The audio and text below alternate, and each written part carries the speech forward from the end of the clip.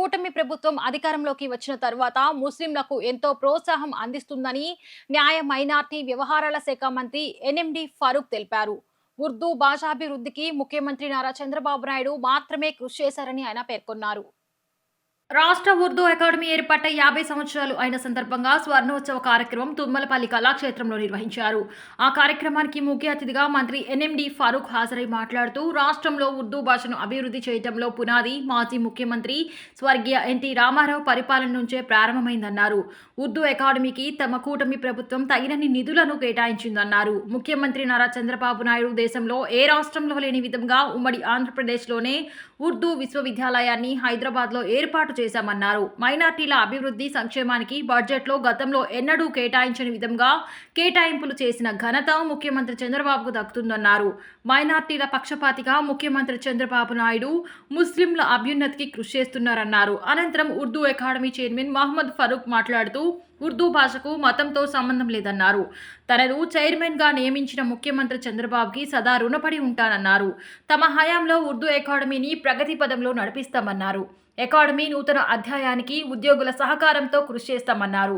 1975 December 31న Urdu academy స్థాపించబడిందని 2025 నాటికి 50 ఏళ్లు పూర్తవుతుందని సందర్భంగా సురూర్ ఉర్దూ మహోత్సవం అనే పేరుతో పెద్ద ఎత్తున వేడుకలు నిర్వహిస్తున్నట్లు తెలిపారు.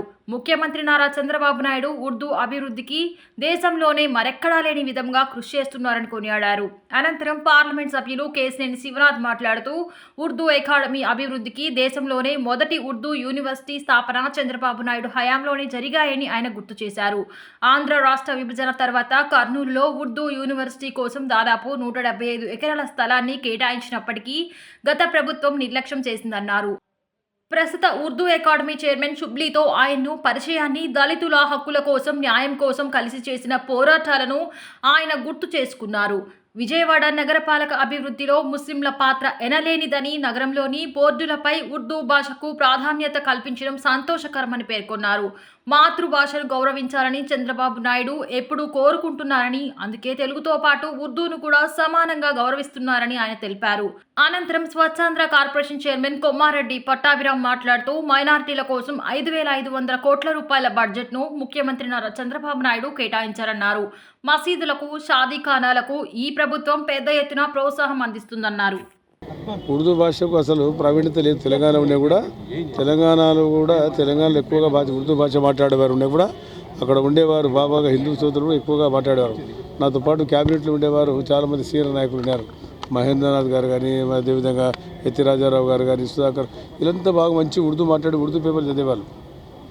కానీ ఉర్దూ పేపర్ ఎంత చదివినా కూడా నారాయణరావు స్పీకర్ గారు కానివ్వండి, అదేవిధంగా చాలా అన్ని పార్టీల వాళ్ళు ఉన్నారు, చాలా బాగా బ్రహ్మాండంగా మాట్లాడారు. కానీ ఉర్దూ అకాడమీని గుర్తించిన వ్యక్తి మహావ్యక్తి చంద్రబాబు నాయుడు గారు. అప్పుడు ఉర్దూ అకాడమీ మొట్టమొదటి చైర్మన్గా ఉండేవారు ఎవరు? ముస్లిం కాదు. ఆయన స్థాపించిన వాడు కూడా బాగారెడ్డి గారు. ఆయన కాంగ్రెస్ పార్టీ చెందిన, అప్పుడు మా పార్టీ లేదు. దానికి శ్రీవాత్సవ అని చెప్పి ఆయనకు చైర్మన్గా ఆయన్ని స్థాపించి శ్రీవాత్సవ అనే అతనికి ఆయనకు చైర్మన్గా వేయడం జరిగింది. దాని పరివాసనమే ఈరోజు ఉర్దూ అకాడమీ ఈరోజు ఈ స్థాయికి వచ్చింది. దాన్ని ఈ స్థాయికి తీసుకొచ్చడానికి కారణం ఎన్టీ రామారావు గారు, చంద్రబాబు నాయుడు గారు. వారు ఎన్టీ రామారావు గారు ఉర్దూ అకాడమీ చైర్మన్గా రాయచూడికి సంబంధించి ఎవరైతే ఉన్నాడో ఆయన ఓడిపోతే ఆయన తెలుగుదేశం పార్టీ తరపున అభ్యర్థిగా ఓడిపోయినందుకు ఆయన తీసుకొచ్చి ఉర్దూ అకాడమీ చైర్మన్గా వేయడం జరిగింది. అందరికీ నమస్కారం. ఇవాళ ఉర్దూ అకాడమీ స్థాపించి 50 సంవత్సరాలు పూర్తయిన సందర్భంగా ఆంధ్రప్రదేశ్ ఉర్దూ అకాడమీ చైర్మన్గా షుబ్లీ గారిని నియమించి గౌరవ ముఖ్యమంత్రి నారా చంద్రబాబు నాయుడు గారు ఒకటే కోరుకుంటారు, అన్ని మాతృభాషల్లో కూడా బాగా యూసేజ్ పెరగాలని.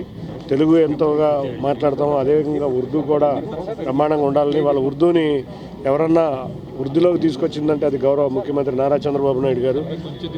దేశంలోనే ఉర్దూ యూనివర్సిటీ ప్రప్రథమంగా చేసిన ఘనత మన గౌరవ ముఖ్యమంత్రి నారా చంద్రబాబు నాయుడు గారిదే. అంతేకాకుండా ఆ రోజు రామారావు గారి సమయంలో ఉర్దూ అకాడమీ బ్రహ్మాండంగా ఆయన ఉర్దూలోకి తీసుకొచ్చారు.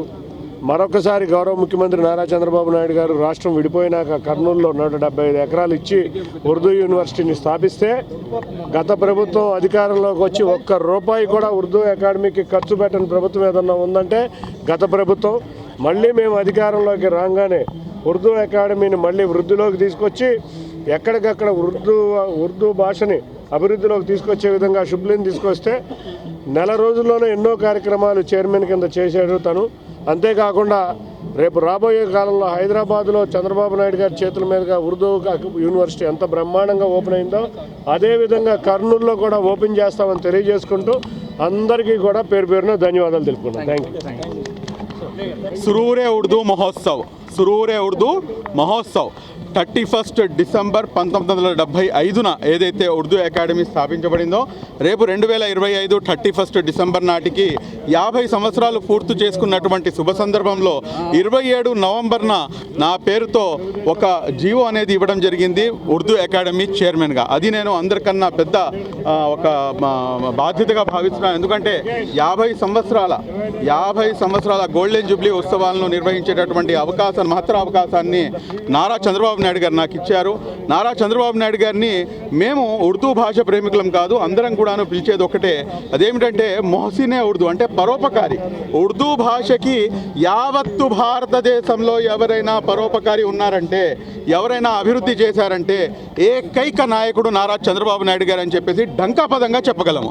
దానికి అనేకమైనటువంటి కారణాలు ఉన్నాయి. ఎంపీ గారు, ఎమ్మెల్యేలు గారు, అదేవిధంగా మన మంత్రి గారు అందరూ కూడాను ఈ విషయాన్ని మీ ముందుకు నేను ఇంకొక అతి ముఖ్యమైనటువంటి అంశాన్ని మీ ముందుకు తీసుకొస్తున్నాను. అదేంటంటే ఉర్దూ భాషకి మతంతో సంబంధం లేదు.